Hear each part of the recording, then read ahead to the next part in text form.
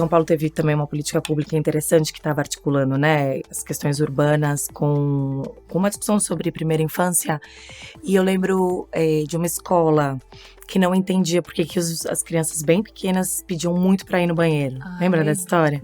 Elas pediam muito para ir ao banheiro, elas queriam sair o tempo inteiro e as professoras não entendiam. E aí, nesse processo de conhecer quem são os estudantes e quem são essas crianças, elas entenderam que essas crianças viviam em moradias muito precárias, que não tinham espelho. E espelho é fundamental para o desenvolvimento, porque as crianças se veem, isso produz um conjunto de efeitos, né, sobre a autopercepção, a percepção do outro, etc. E a escola o banheiro da escola tinha espelho.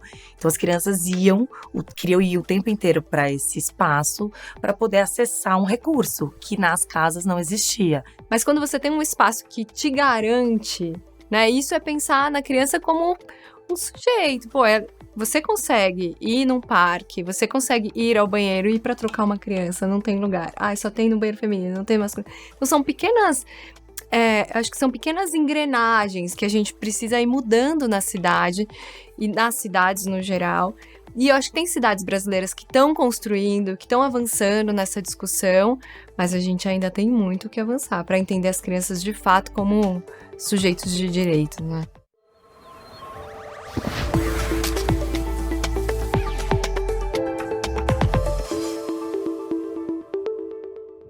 Olá pessoal, eu sou o Pacete, esse é mais um episódio do Habitability, um podcast e videocast oferecido pela MRV & Co, e que conecta tantos assuntos ao nosso dia a dia de viver, habitar e por aí vai, tecnologia, sustentabilidade. E hoje é um tema que talvez a gente poderia estar aqui literalmente brincando e não conversando. Eu vou testar todos os meus limites aqui de quebrar o gelo literalmente, mas o nosso episódio fala sobre brincar e habitar. Tem até uma conexão nas palavras, como tem uma conexão no nome das nossas convidadas. Daiana Araújo, urbanista, coordenadora de projetos e parcerias no Instituto Airumã. Dai, tá certinho? Certíssimo. Rayana Ribeiro, diretora de programas da Cidade Escola Aprendiz. Rai, tá certinho? Tá perfeito. Bem-vindas. Essa é a descrição burocrática de vocês.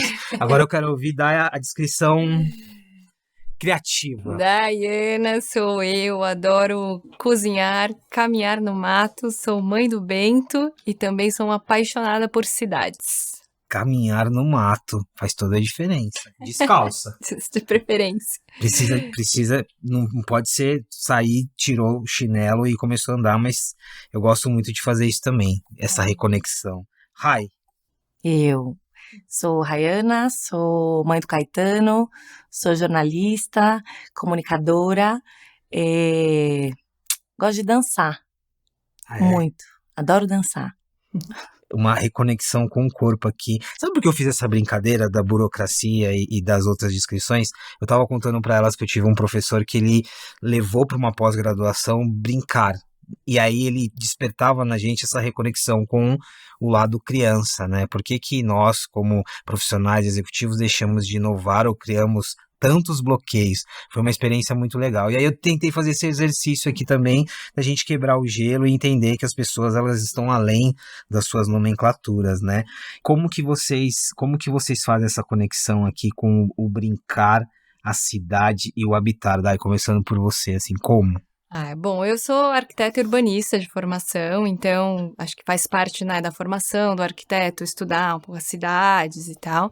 E durante a minha jornada de profissional fui indo para o terceiro setor, tentando entender socialmente como se discutia cidade, educação, desenvolvimento das crianças. Então, ao longo da minha jornada aí profissional e aí até no encontro com a Rai, eu vim atuando, pensando, então, formas de como é que as crianças estão nas cidades, como as cidades estão para as crianças, como as crianças estão vivendo nos seus espaços.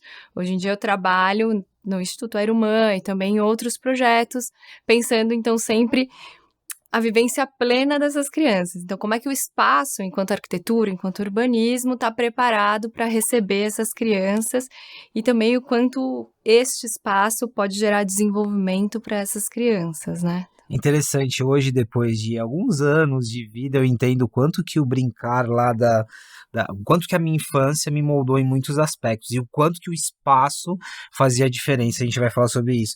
Rai, como que o jornalismo te levou para a educação e você está aqui hoje falando do brincar?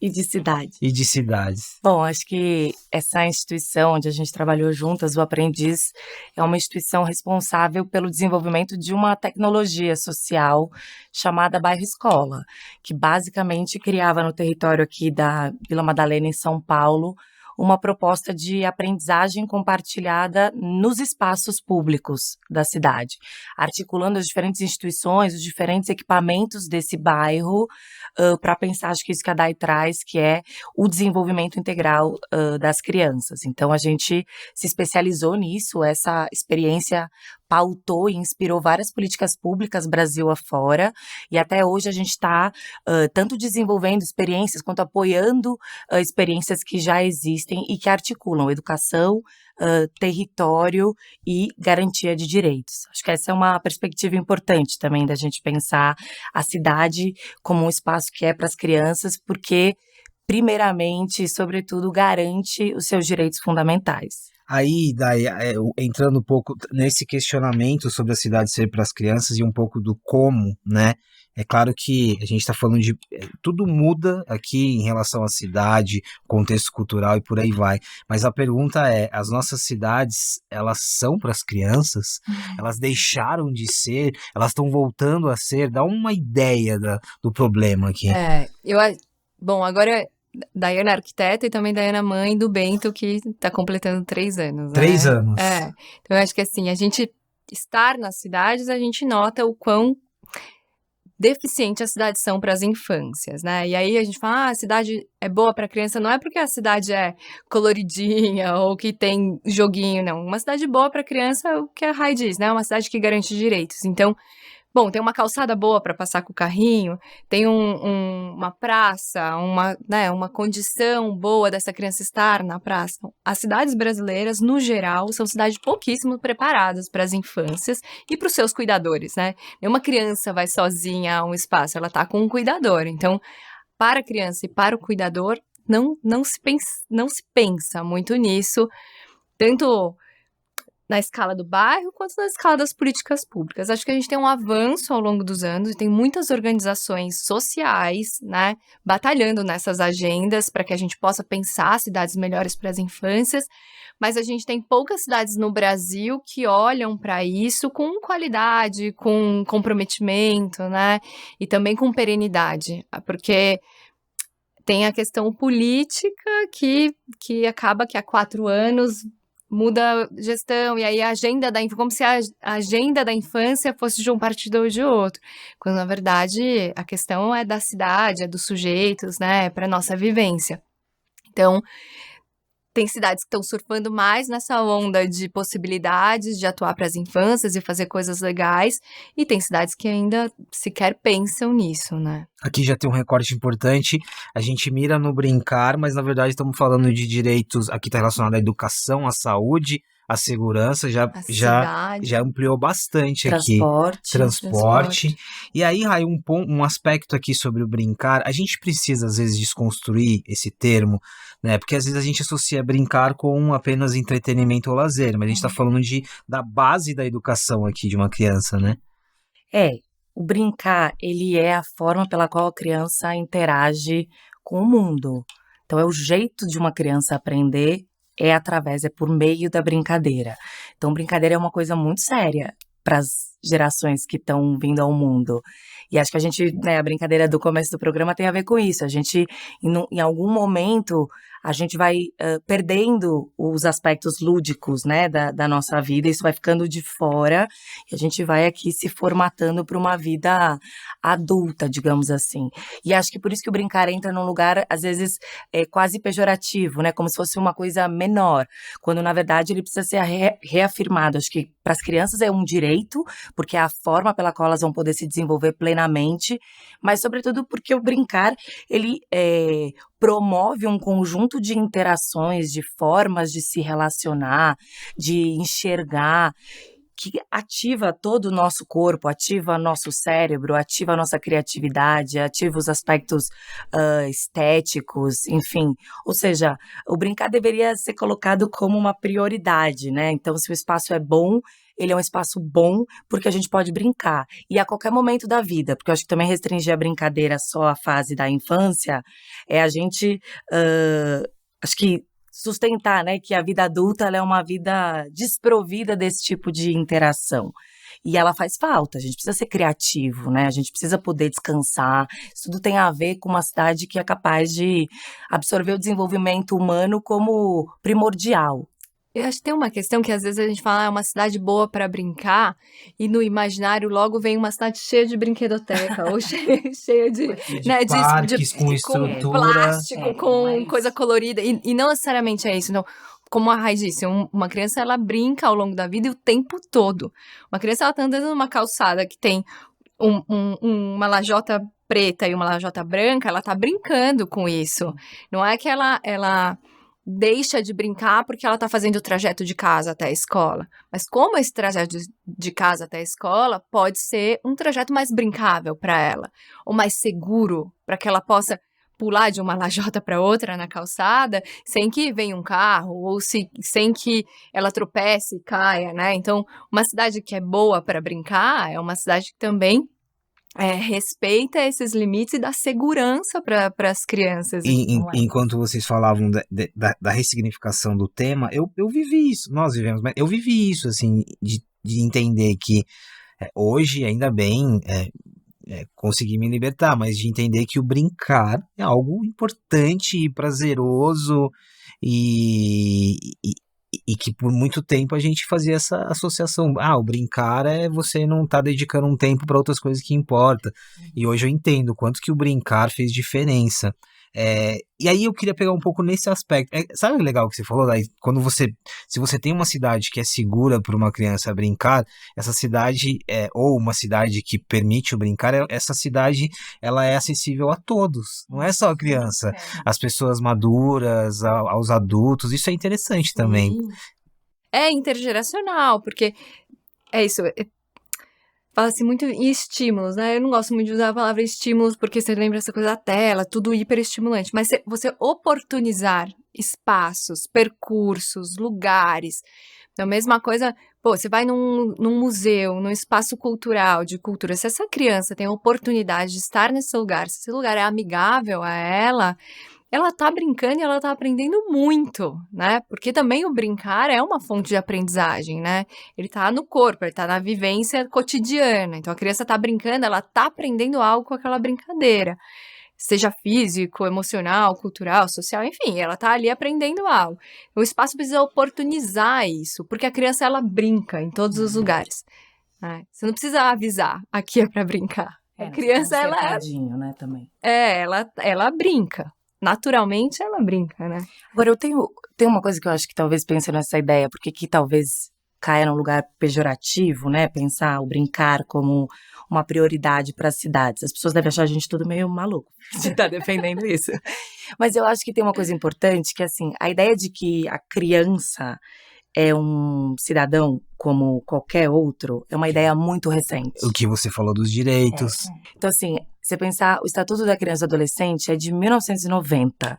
Então, tem pouco mais de 30 anos que a gente, como sociedade aqui no Brasil, afirmou as crianças, né, como sujeito de direito. Afirmou que as crianças devem, podem e precisam participar do cotidiano da cidade e do país onde elas vivem, que as crianças produzem cultura, que as crianças devem ser escutadas, que elas devem ser priorizadas. Então, eu acho que a gente ainda está caminhando, né? Quando você pergunta, nossas cidades são cidades para as crianças, eu acho que a gente tem 30 anos afirmando que criança é cidadão.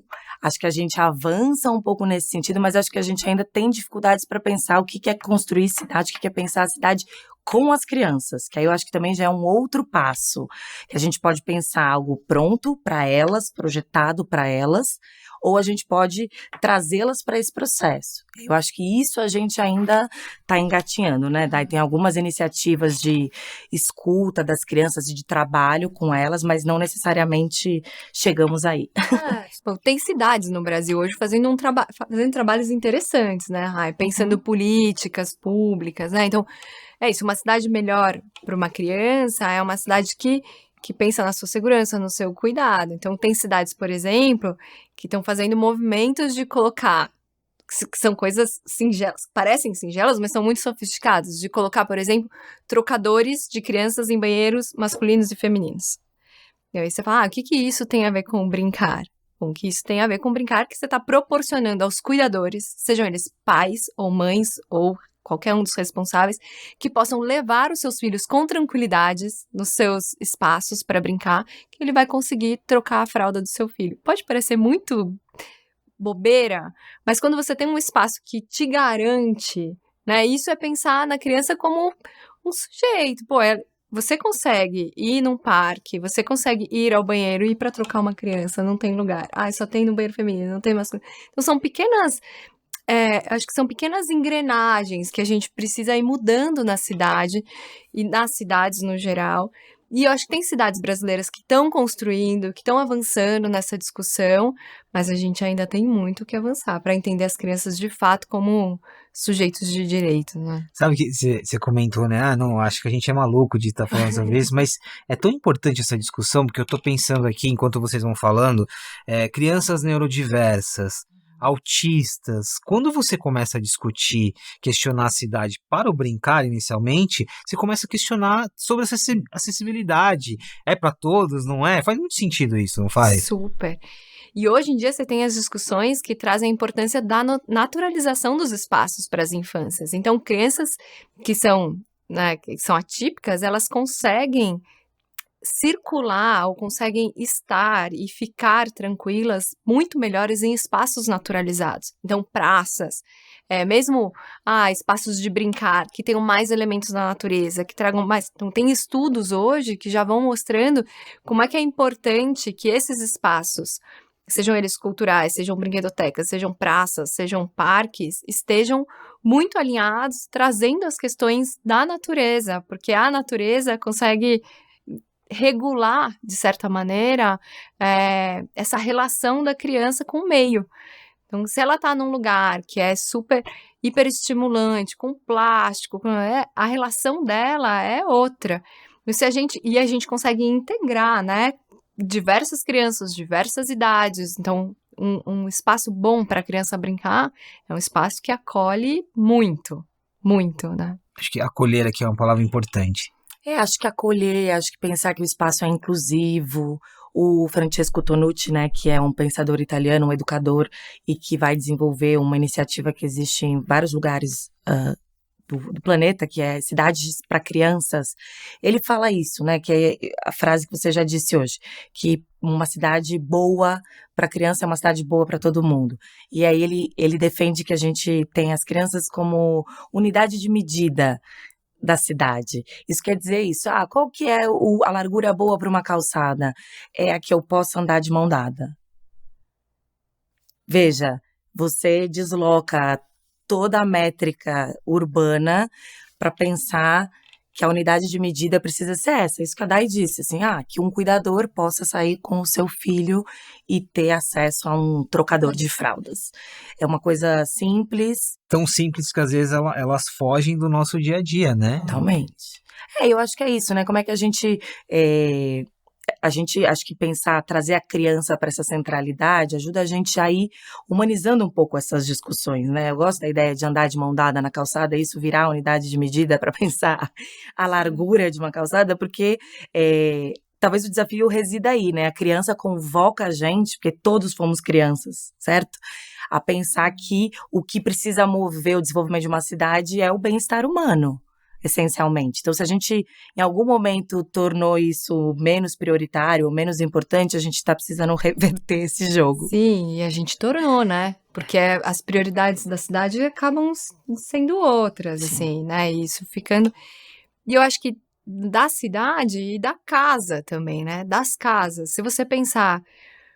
E dos objetos em si, né? Se você pensar, assim, ó, uma família que tá fazendo tô aqui, vai nascer meu filho, eu tô fazendo um enxoval. Você vê a quantidade de coisa que não precisa desse enxoval para uma criança viver tranquila e viver em paz. E outras, como iluminação, ventilação, que são coisas básicas, não é só para uma criança, mas que hoje em dia a gente foi deixando de ter. Hoje muitas habitações não têm iluminação e ventilação, seja numa periferia ou seja numa classe mais alta, né? Então, você pensa, desde os espaços que são internos, né? Que a gente foi perdendo esse tino do que é importante e o que é supérfluo e foi... né, as crianças meio convocam isso, o que de fato é importante. Se você for conversar com uma mãe de uma criança de 3 anos como eu, ela vai falar, nossa, perdi tanta coisa, comprei tanta coisa que meu filho não precisou. Porque a gente vai sendo... É a mesma coisa com as crianças, em brinquedotecas, em áreas kids. Nossa, a área kids do restaurante, será que precisa de tudo isso para uma criança brincar, né? Ou será que esse é o estímulo correto? Então, eu acho que esse movimento de centralidade nas crianças vai convocando a gente a pensar do micro, do dia a dia, para a cidade, né? Eu gosto dessa conexão, e aí já é um ponto que a gente entraria, de você trazer o espaço público para uma casa, para uma residência, para um apartamento, e o quanto que isso está ligado. E o quanto que isso está ligado, assim, o quanto que essa conexão entre eu ter um momento com o meu filho, com a minha filha, fora de casa, o quanto que isso influencia no comportamento dentro de casa. Às vezes parece que não tem nenhuma ligação, quando na verdade está totalmente ligado, né? Eu acho que sim, eu fiquei pensando aqui, a gente desenvolveu um projeto aqui em São Paulo, numa uma política pública piloto, né, um edifício de moradia social, com famílias, e o nosso trabalho especificamente era com crianças que foram viver nesse edifício e que tinham estado em situação de rua. Então, essa seria a moradia, a habitação, né, ali destinada a elas e às suas famílias. E foi muito curioso, porque, embora a gente tivesse várias secretarias atuando, a gente tivesse uma equipe multidisciplinar focada naquele espaço, em pensar essa política de moradia, não tinha nenhum espaço dentro do edifício para as crianças, voltado para o brincar, voltado para o encontro, para a socialização delas, para nada disso. Então, o desafio que a gente teve foi justamente construir com essas crianças, pensar a pertinência de um espaço para que elas pudessem brincar, se encontrar. Então, veja, as crianças não se conheciam, porque elas não tinham espaço onde elas poderiam trocar. E a gente foi um pouco tentando entender com elas, e na conversa e no diálogo com elas, que era brincando, qual era o papel, né, dessa habitação, desse lugar, o que é morar, o que é transformar o espaço num lar. Porque isso, né, um lugar para você viver é muito diferente de um espaço, um apartamento, uma casa. E o desafio era justamente esse, que elas naquele edifício que tinha sido pensado para aquelas famílias pudessem chamar aquele lugar de lar. E aí, para isso, no caso delas, era fundamental que elas pudessem brincar, se encontrar, estar junto, conversar, dar risada. Elas se encontravam raramente, assim, tipo, no elevador, entrando e saindo. Ou seja, o aspecto de socialização aqui já ficava muito comprometido. Ficava totalmente comprometido. E a ideia de que... Então, assim, acho que tem um desafio que é pensar o morar, né? O habitar neste lugar também, assim, que é bom, precisa ter ali espaços que promovam o desenvolvimento, o encontro entre elas, que elas possam estar juntas, que isso seja também intergeracional. Então, a gente, quando as crianças brincavam no espaço comum do edifício, era muito interessante ver como outros moradores que não tinham crianças, eventualmente, nas casas, passavam a conhecer aquelas crianças. E ao conhecê-las, todo mundo cuidava das crianças. Então, isso mudava totalmente a relação daquela comunidade com aquele espaço. Se você pensar os espaços para as infâncias, os espaços que são projetados, são um prédio e tal, eles são estritamente para as infâncias. Então, tem lá um escorregador, um gira-gira e uma gangorra. Não tem um lugar para sentar. O adulto vai, ele fica de pé, do lado. E ele se cansa rápido, então ele vai embora rápido. Então, a criança também fica pouco tempo.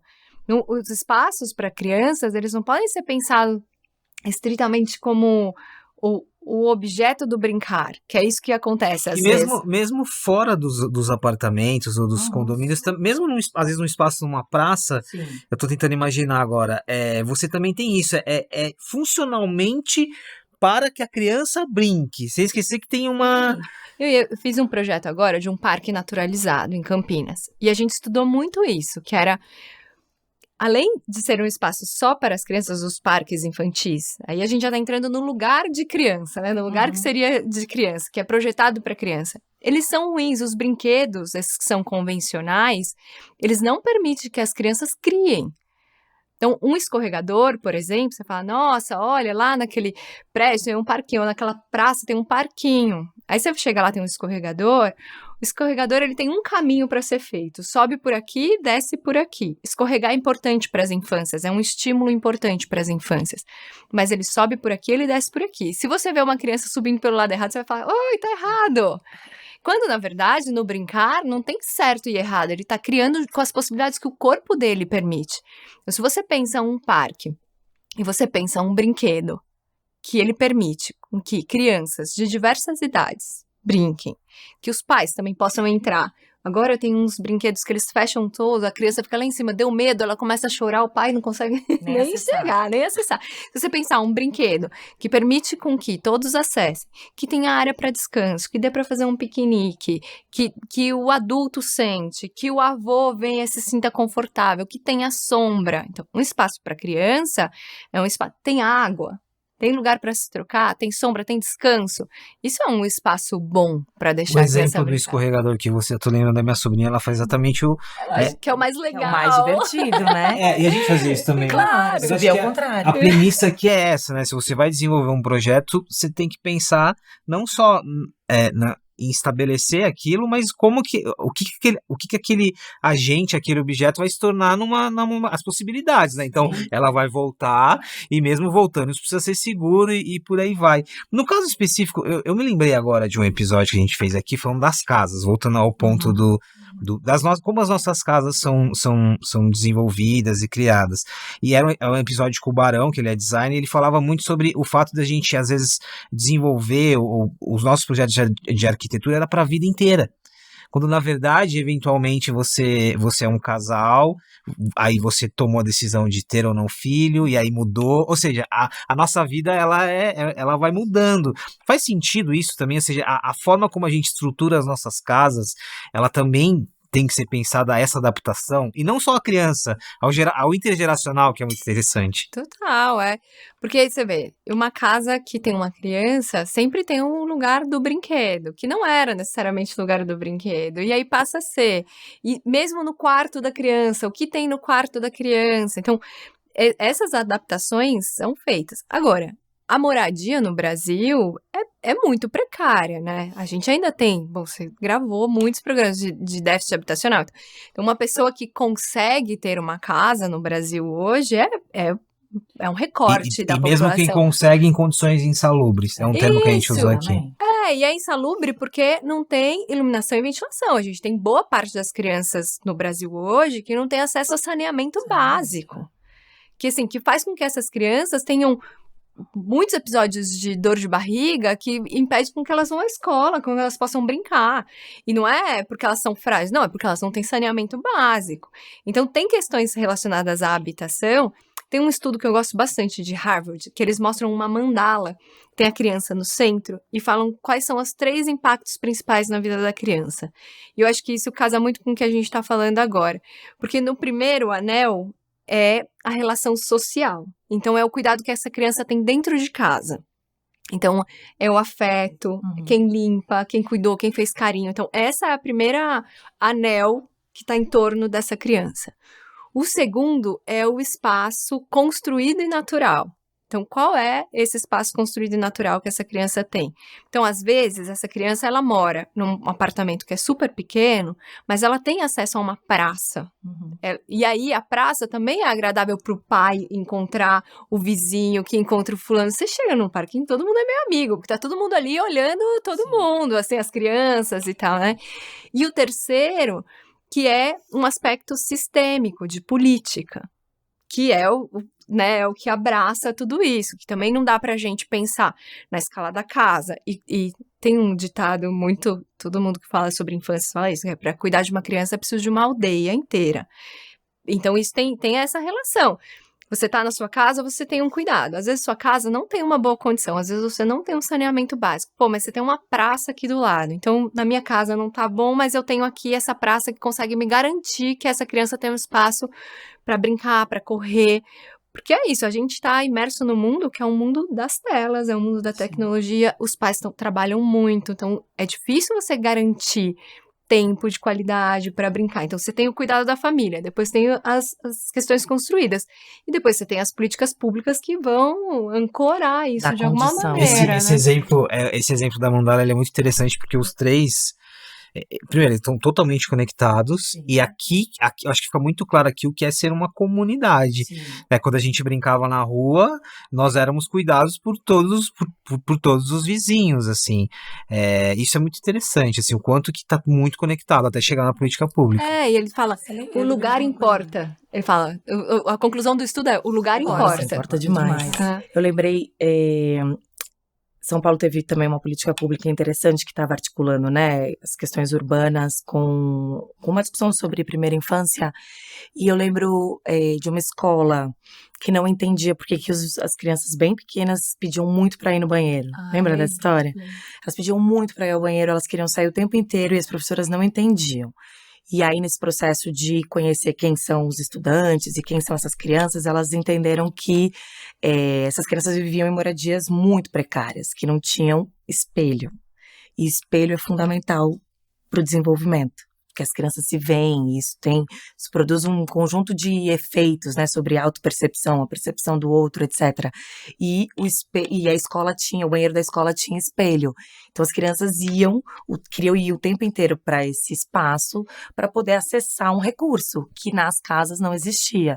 Isso me lembra um pouco isso, né, das sutilezas que eu acho que a Day também já trouxe, que às vezes a gente acha que são grandes transformações e não são, mas também o papel de uma escola que está, né, pensada, projetada e cuidando das infâncias desse jeito, porque muitas vezes ela é o equipamento de referência da maior parte das famílias brasileiras, quando as moradias não dão conta de garantir acesso a saneamento básico, a recursos como esse que é muito simples, que é um espelho, e que as crianças vão demandar, né? Sim, e quando você pensa, por exemplo, os profissionais que estão projetando isso, né, os arquitetos, urbanistas que estão pensando os espaços públicos, é muito difícil você ter no Brasil hoje pessoas que são especialistas em pensar espaço para as infâncias. Você tem pessoal do entretenimento infantil, que vai ali colocar um videogame, vai colocar uma coisa de plástico, uma piscina de bolinha, tal. Tem lá sua função em algum momento isso. Mas quando você vai pensar um espaço para as infâncias, um espaço para brincar, você precisa estudar o desenvolvimento integral dessa criança. Quem é essa criança? Que idade ela tá? Em que espaço ela vive? Que brincadeira é essa? O que ela precisa? Então, tem esse estudo, que é um estudo muito apurado, antes de sair colocando escorregador, gira-gira e gangorra em todos os lugares. Acho que, Né? e aqui tá claro também, é uma questão tá muito claro isso, assim, é óbvio, eu não vou me especializar, mas eu preciso entender para quem eu tô projetando ou quem faz parte, né, qual é a proposta. É interessante isso, porque também é um repertório, a gente não depende só da academia para isso, né? Claro, e se você vê, você pega lá um prédio, né, lançou um prédio, faz essa experiência, pega aí esses bairros de São Paulo que estão lançando um monte de prédio, pede pra ver a brinquedoteca. Tem espaço de brincar, tem espaço de brincar. Geralmente é um ambiente fechado, com ar-condicionado, não tem nada de natureza, não tem nada de espaço aberto, de iluminação, de ventilação. São ruins, assim, são pouco pensados para as infâncias. Isso que, assim, é um privilégio um prédio que tenha, mas o que tem não necessariamente é bom. Eu acho que é isso também. Tem acho que é um empenho da sociedade como um todo de olhar para as infâncias como sujeitos de direitos.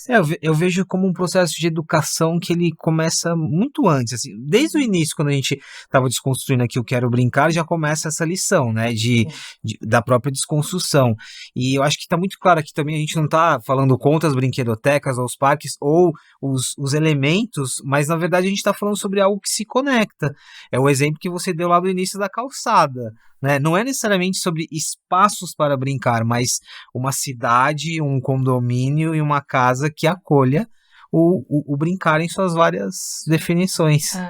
E que se transversaliza, né? Eu acho que é isso, sair do espaço pré-determinado permite, a gente estava falando um pouco disso antes de entrar aqui, que uma boa forma, assim, você que trabalha com comunicação vai entender, gosta de palavras também, é que o espaço permite a gente conjugar verbos no infinitivo. Então, tocar, pular, saltar, girar, descer, sabe assim? Isso ajuda a pensar se aquele espaço está promovendo de maneira transversal as interações mais potentes que a vida humana deveria ter acesso. Você sabe o que é interessante? E aí é uma ótima pensata pra gente fechar. O Habitability, ele tem essa transversalidade, né? Então, às vezes a gente tá falando aqui de mata ciliar, a gente tá falando de cidades inteligentes, mas tá tudo muito conectado e no fim tudo isso tem impacto na minha casa, assim, no individual. Mas é interessante porque tudo que a gente puxou aqui tá relacionado a uma nova forma de viver. É óbvio que a gente precisa se adaptar às grandes metrópoles, à dinâmica de um apartamento, mas a gente tá reaprendendo muitas coisas. Tá muito claro aqui quando você dá o exemplo dos espaços naturais, né? Olha a importância e o impacto que isso tem para a recuperação de um espaço verde nas cidades. Então é muito legal como tá tudo muito conectado. Eu acho que essa discussão ambiental, que vocês fazem bastante aqui, né? Vocês têm vários episódios, cidades esponjas, resiliência climática. Essa discussão ambiental pode ajudar muito a fortalecer a agenda das infâncias, porque o estar em contato com a natureza é algo fundamental na vida das crianças. Todo mundo aqui tem uma lembrança de quando era criança e eu tenho certeza, eu falo, fecha o olho e pensa uma coisa da sua infância, é o ar livre. É na natureza, você fala. Então, essa memória que a gente precisa resgatar, todo mundo tem, todo mundo sabe o quanto é importante. E os estudos vão mostrando que quanto mais as crianças estão em contato com a natureza, mais são crianças que também estão preocupadas com o futuro do planeta. Então, isso tem essa transversalidade é muito importante. E colocar as crianças no centro desse processo, né? Não esqueça, porque a gente é adulto, a gente que toma a decisão, é o político, é o arquiteto, Sim. é o jornalista que toma a decisão do que vai escrever. Tal. Se a gente pensar nas infâncias e pensar que as infâncias têm essas peculiaridades pro brincar, pro desenvolvimento delas, a gente avança muito, né? Eu acho, gente. É interessante. É interessante, assim, você tá falando da relação com o ambiente. A gente não vai querer exigir de uma criança que ela tenha uma relação com um tucano, por exemplo, quando ela nunca viu. Aí você faz um trabalho de mata ciliar e esse tucano volta para uma área metropolitana e essa criança tem um contato com um tucano. Olha como parece tão simples, mas é uma coisa grandiosa. E tem outro tema que conecta com o nosso papo, que é a ocupação. Eu não saio para brincar porque eu não saio com meu filho, com a minha família, porque a cidade não é segura. É óbvio que a questão da segurança envolve muitas outras, mas a ocupação também é uma forma de combater a insegurança. Gente, a gente pode marcar um outro episódio só pra ampliar aqui o que a gente chamou de brincar, pra continuar, né? Conectando. Meu brincar é sério mesmo. É sério, na verdade é muito sério. Eu queria super agradecer, eu acho que ficou muito claro aqui que no fim não é sobre o brincar em si, mas eu acho que é de cidades humanizadas, cidades acolhedoras, que foi um termo que a gente usou bastante aqui, e cidades multigeracionais, eu acho que é muito sobre isso. Dai, muito obrigado, viu? Obrigada a você, foi ótimo. E Rai, muito obrigado. Obrigada a você. Legal ver uma comunicadora também conectando aqui com o lado da arquitetura e a gente conseguindo humanizar a conversa. Esse foi mais um episódio do Habitability, de novo ampliando muito as nossas perspectivas, não é sobre brincar, é sobre várias outras coisas. Obrigado pela presença de vocês e a gente se encontra no próximo episódio. O Habitability é um oferecimento da MRV &Co, uma plataforma habitacional composta pela MRV, Resia, Ascensia, Lugo e Urba.